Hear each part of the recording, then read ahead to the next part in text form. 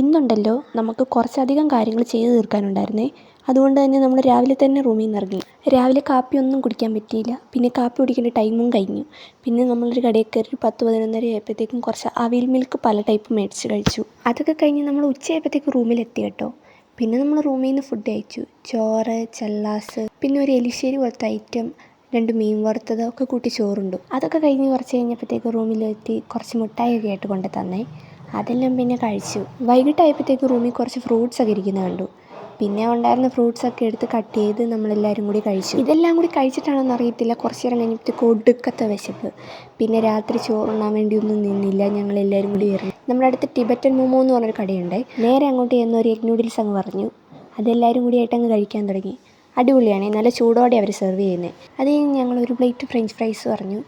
French ഫ്രൈസിൻ്റെ കൂടെ ഒരു ചെറിയ ഡിപ്പ് സോസ് ഒക്കെ ആയിട്ടാണ് വരുന്നത്. പിന്നെ നമ്മളൊരു ഗാർലിക് മോമോ പറഞ്ഞു. അത് അടിപൊളിയാണ്, വെജാണ് പറഞ്ഞത്. നമ്മുടെ കുത്തി വെജ് കഴിക്കുന്നവരുണ്ട്, അപ്പോൾ എല്ലാവരും കൂടി കഴിക്കാൻ വേണ്ടി വെജാണ് പറഞ്ഞത്. മൊമോസിന് നല്ല ചൂടായിരുന്നു, അതുകൊണ്ട് പതുക്കനെയാണ് കഴിക്കാൻ പറ്റിയത്. പക്ഷേ എന്നാലും ഞങ്ങൾ ഫിനിഷ് ചെയ്തു. അത് കഴിഞ്ഞ് ഓരോ ഫ്രഷ് ലൈമൊക്കെ പറഞ്ഞ് എല്ലാവരും കൂടി കുടിച്ച് അവിടെ നിന്ന് ഇറങ്ങി. അപ്പോൾ ബായ്.